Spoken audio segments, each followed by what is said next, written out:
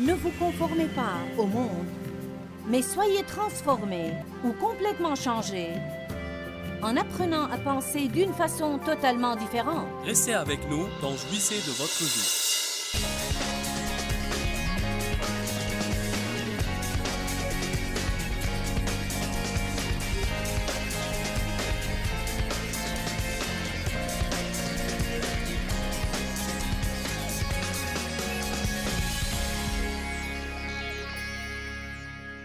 Vous devez rester au lit le matin avant de vous lever et décider de penser à ce qui est juste.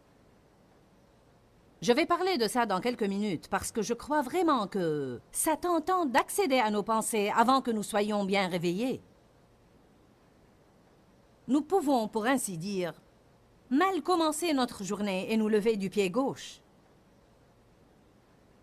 Vous devez examiner vos pensées et vous devez choisir vos pensées soigneusement. Les pensées déterminent le résultat de notre vie. J'ai écrit sur mes notes « Wow! Quelle déclaration! Il faut méditer dessus. » Les pensées déterminent le résultat de notre vie. Vous dites « Joyce, tu as poussé ça trop loin. » Le croyez-vous? Allez à Romains chapitre 12.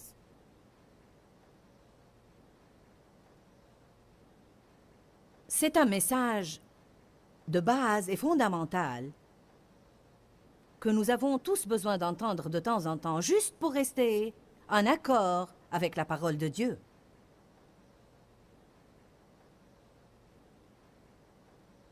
Romains 12, verset 2. « Ne vous conformez pas au monde présent et ne vous adaptez pas à ses coutumes extérieures et superficielles, mais soyez transformés par le renouvellement de votre jugement et de votre pensée, pour pouvoir discerner quelle est la volonté de Dieu, ce qui est bon, ce qui lui plaît, ce qui est parfait et agréable à ses yeux. » Donc, je vais simplifier ça. Il dit, Dieu veut que vous jouissiez de votre vie. Dieu a un bon plan pour votre vie. Ne vous conformez pas au monde, mais soyez transformés ou complètement changés en apprenant à penser d'une façon totalement différente. Et que, vous le sachiez ou non, ceci joue un grand rôle dans le fait d'être un chrétien victorieux. Vous n'allez pas être un chrétien victorieux en allant à l'église. Peu importe combien de traductions de la Bible vous avez, vous pouvez avoir toutes les cassettes de mes sermons. Vous pouvez aller à tous les offices à l'église. Vous pouvez aller à tous les séminaires tenus dans la ville. Mais vous ne remporterez jamais la victoire dans votre vie si vous ne changez pas votre façon de penser.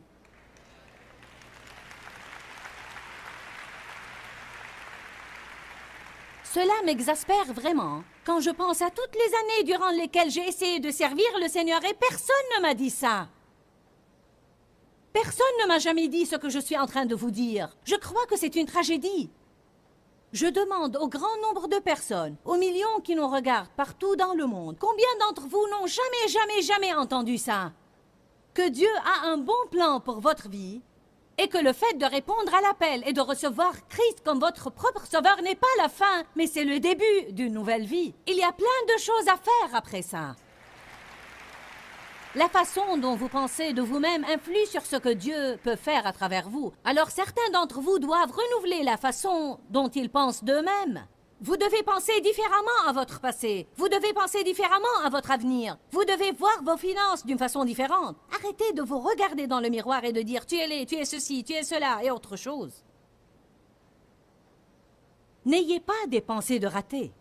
Ne vous dites pas « je ne peux pas ». Mais dites plutôt « je peux tout faire ».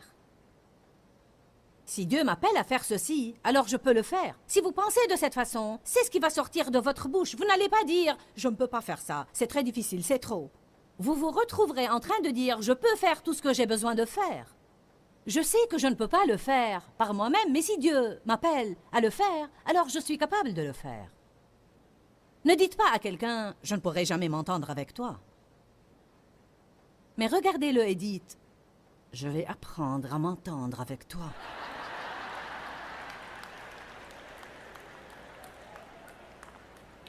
Écoutez ça.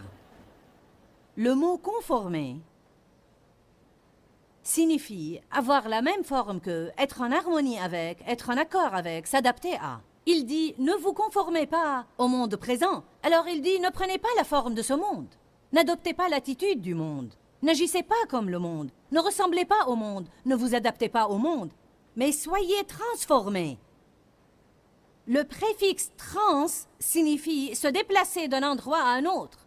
Alors, je crois qu'il y avait une compagnie de transport aérien, je ne sais pas si elle existe toujours, qui s'appelait Transatlantic Airlines. En fait, on l'a appelé transatlantique parce qu'on disait que cet avion pouvait démarrer d'ici, de ce côté de l'océan, et vous c'est-à-dire vous transporter par-delà l'océan Atlantique vers un endroit complètement différent, vers un autre pays. Bon, Dieu nous dit, ne vous conformez pas au monde présent, mais soyez transformés ou soyez transportés d'un endroit à un autre qui soit complètement différent par le renouvellement total ou entier de votre pensée. Comment ma vie va-t-elle changer? Par le renouvellement total de ma pensée. Je dois apprendre à penser différemment.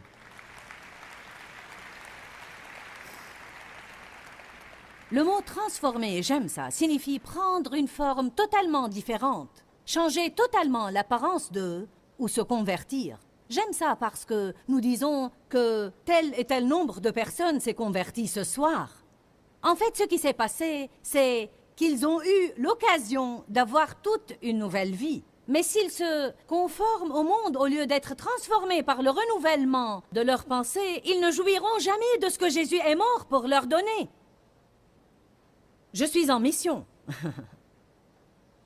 J'ai souffert pour des années en tant que chrétienne. J'ai dit, j'ai souffert en tant que chrétienne. J'aimais le Seigneur, me comprenez-vous? J'étais née de nouveau. Je serais allée au ciel si j'étais morte, mais je ne jouissais pas de mon voyage.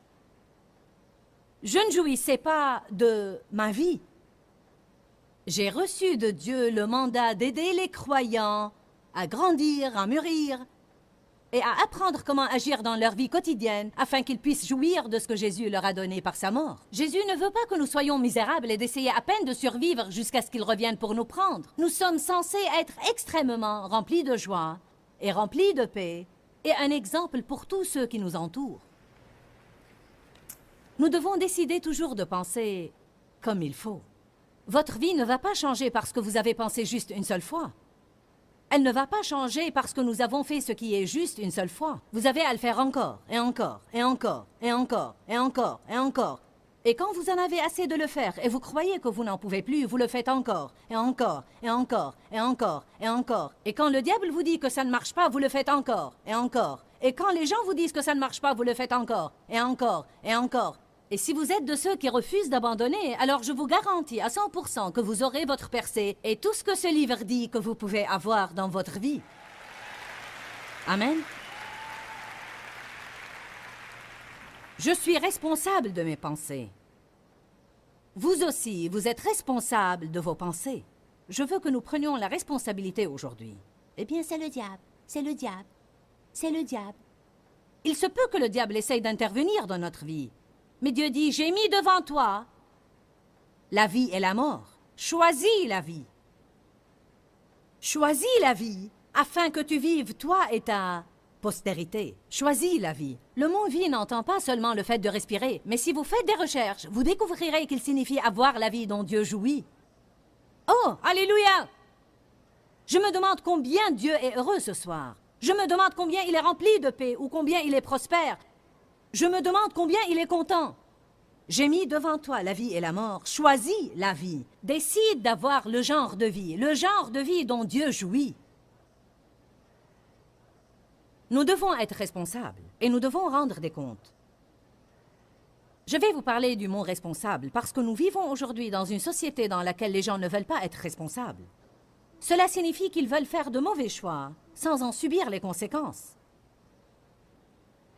Mais ça ne marche pas. J'aurai à répondre de mes pensées, tôt ou tard, d'une façon ou d'une autre, parce que le mot « responsable » signifie que je vais rendre des comptes.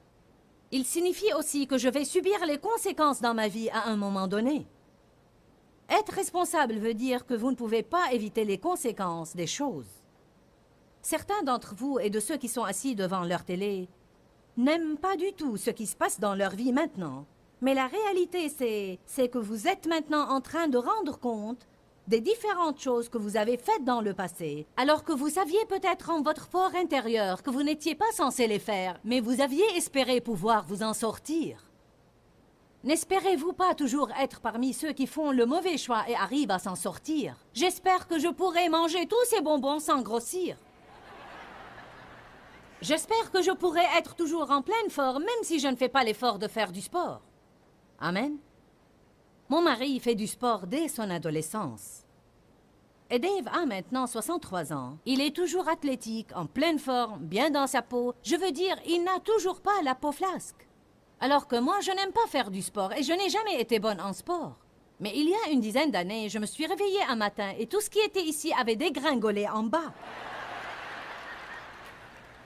Je voulais bien que mes muscles soient toujours en bonne forme, mais je rends les comptes maintenant. Amen? Vous comprenez ce que je dis, n'est-ce pas? Nous mangeons à l'excès en espérant ne pas grossir. Et nous dépensons de l'argent que nous n'avons pas et nous espérons avoir un miracle ou que Dieu intervienne d'une façon ou d'une autre et nous donne un miracle. Combien de personnes disent « Je sais qu'il ne faut pas faire ceci, mais... » Je sais qu'il ne faut pas dire cela, mais... Ni agir comme ça, mais... Je sais que je dois te pardonner, mais... C'est comme si nous disions « Je suis en train de faire un mauvais choix, mais j'espère pouvoir en sortir. » Allez maintenant, je prêche bien ce soir.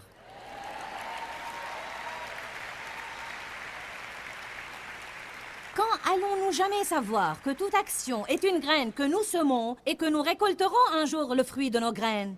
Nos paroles sont des graines, nos pensées sont des graines, nos attitudes sont des graines et nos actions sont des graines. On récolte ce que l'on sème. Ne vous y trompez pas, on ne se moque pas de Dieu. L'homme ne moissonnera que ce qu'il aura semé. Semez la miséricorde, vous récolterez la miséricorde. Semez le jugement, vous récolterez le jugement. Si vous êtes gentil avec les gens, quelqu'un sera gentil avec vous. Si vous subvenez aux besoins des autres, quand vous aurez besoin de quelque chose, vous aurez semé des graines et Dieu vous fera récolter dans votre vie. Je vous dis, si vous n'aimez pas votre vie maintenant, occupez-vous à semer de bonnes graines et je vous dis, après 4 ou 5 ou 6 ans, vous allez aimer votre vie.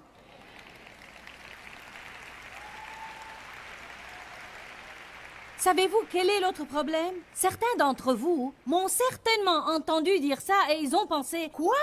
4 ou 5 ans? N'as-tu pas un meilleur plan? » Vous savez pourquoi? Parce que nous vivons dans une société qui est habituée aux choses immédiates. Mais le problème est que dans l'économie de Dieu, nous n'obtenons pas tout immédiatement. Notre vie n'est pas devenue un désastre du jour au lendemain et elle ne va pas changer du jour au lendemain. Ce n'est pas parce que nous avons fait un seul mauvais choix que nous avons des ennuis. Et il ne suffit pas de faire un seul bon choix pour en sortir. Et si vous êtes prêt à consacrer votre vie, à apprendre ce qu'il faut faire et à le faire, vous aurez une vie merveilleuse. Mais ceci ne va pas se produire du jour au lendemain.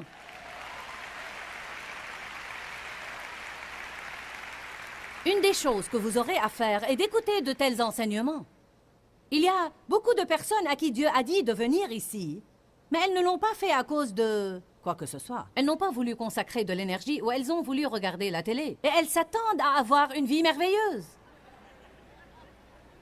Vous êtes en train de semer par votre présence ici. Beaucoup d'entre vous sont venus d'autres pays, comme le Canada. Vous ne vivez même pas ici, mais vous avez voyagé, vous avez payé pour l'hôtel et pour la babysitter. Vous avez pris un congé, vous avez pris quelques jours de vacances et vous êtes en train de semer, mais plus tard, vous allez récolter dans votre vie.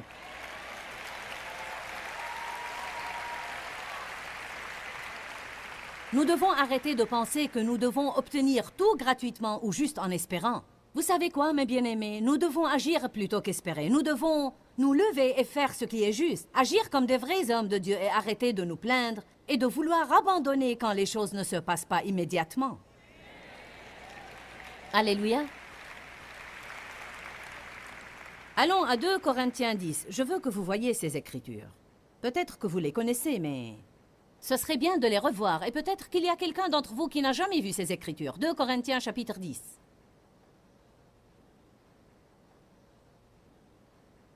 « 2 Corinthiens 10, 3 à 5. Si nous marchons et nous vivons selon la chair, nous ne combattons pas selon la chair en nous servant d'armes humaines, car les armes avec lesquelles nous combattons ne sont pas simplement humaines, elles ne sont pas charnelles, mais elles sont puissantes par la vertu de Dieu pour renverser des forteresses. Oui, nous renversons les arguments. Le diable va argumenter contre vous. Les théories, les raisonnements. Le diable veut que vous restiez assis à essayer de comprendre les choses. Pourquoi, Dieu, pourquoi? Quand, Seigneur, quand? Et si vous pensez à faire une bonne œuvre, le diable vous exposera toutes les raisons pour lesquelles vous ne devez pas la faire. Nous renversons les raisonnements et toute hauteur qui s'élève contre la connaissance de Dieu, et nous amenons toute pensée, et nous amenons toute résolution captive à l'obéissance de Jésus-Christ. Il dit, toute pensée qui vous passe par la tête, et qui n'est pas en accord avec la parole de Dieu, nous la rendons prisonnière, et nous l'éloignons pour qu'elle puisse être changée et devienne obéissante à Jésus-Christ. Si nous commençons à faire ça, je vais être honnête avec vous. Au début, dans les années 70, quand Dieu a commencé à m'apprendre ces choses au sujet de la pensée, je me sentais épuisée à la fin du jour à force d'avoir renversé des pensées. Parce que ma pensée était un gâchis. Je renversais une pensée et elle revenait. J'ai dit finalement au Seigneur, « Comment? Comment puis-je faire ça? Je ne comprends pas. Chaque fois que je renverse une mauvaise pensée, elle revient. Je la renverse et elle revient. Je la renverse et elle revient. Je ne savais pas ça. Mais le Seigneur m'a dit, c'est très simple, Joyce, pense à autre chose. Si nous pensons à une bonne chose, les mauvaises pensées ne pourront pas pénétrer dans notre pensée. C'est pourquoi il est très important de s'occuper à être une bénédiction aux autres, d'aller à de tels séminaires, d'écouter une bonne musique. Et si votre pensée est attaquée, mettez une cassette d'enseignement et écoutez-la. Si votre pensée est attaquée, mettez une bonne musique. Si votre pensée est attaquée, commencez à adorer Dieu, car vous aurez à combattre le bon combat de la foi. Nous ne pouvons pas rester là à espérer avoir de bonnes pensées. Les choses ne marchent pas comme ça. Je trouve que j'ai à me porter vers les bonnes choses de la vie. Écoutez, une pensée passive est très dangereuse. Une personne passive est quelqu'un qui veut que les bonnes choses se passent dans sa vie, mais il passe son temps à espérer seulement. Le mot passif signifie souffrir sans agir, sans résister et sans faire opposition. Se soumettre aux agents extérieurs sans aucune résistance. Une personne qui a la pensée passive est une personne qui adopte toute pensée qui peut lui passer par la tête. Une personne passive est quelqu'un qui ne nettoie sa maison que quand il a envie de le faire, mais ce n'est jamais le cas. Une personne passive est quelqu'un qui ne se discipline pas dans le domaine des finances. Il ne résiste pas du tout. Il fait ce qu'il a envie de faire. La Bible dit « Résistez au diable et il s'enfuira de vous ». Vous devez persévérer. Vous devez passer outre certaines choses. Vous ne pouvez pas faire tout simplement ce que vous avez envie de faire et suivre le courant. Nous avons à combattre le bon combat de la foi. Nous courons dans un stade et nous avons à le faire quotidiennement, quotidiennement, quotidiennement. Toute notre vie, nous aurons à renverser les mauvaises pensées, à choisir de bonnes pensées, à décider de pardonner et à accomplir notre tâche. La vie, c'est des choix.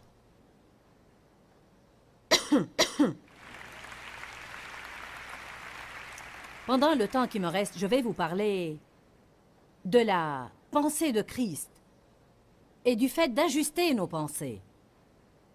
Tout d'abord, Colossiens 3 dit « Concentrez votre attention sur les choses d'en haut ». Nous n'allons pas ouvrir nos livres afin de gagner du temps, mais il dit « Affectionnez-vous aux choses d'en haut et non à celles qui sont sur la terre, car vous êtes morts et votre vie est cachée avec Christ en Dieu ». C'est quoi une façon de penser? Une façon de penser signifie se préparer d'avance à des mesures qu'on veut pouvoir prendre plus tard. Nous pouvons nous préparer convenablement à faire face à une situation difficile en décidant d'avance. Quelles que soient les circonstances, nous pouvons le faire.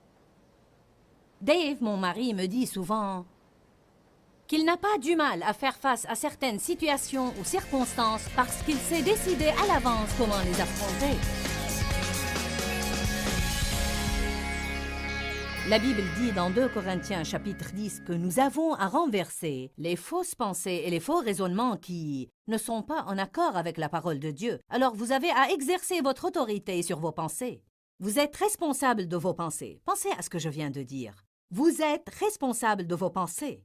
Vos pensées déterminent votre avenir et votre niveau de joie et de paix également. Jésus est mort afin que vous jouissiez de votre vie, que vous ayez la paix, que vous marchiez dans la justice et que vous jouissiez de toutes bonnes choses que Dieu veut que vous ayez.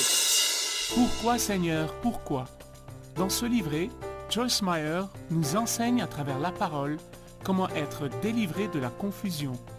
Pour obtenir ce livret gratuitement, écrivez-nous à Joyce Meyer, boîte postale 40095-6300 Larnaca, Chypre.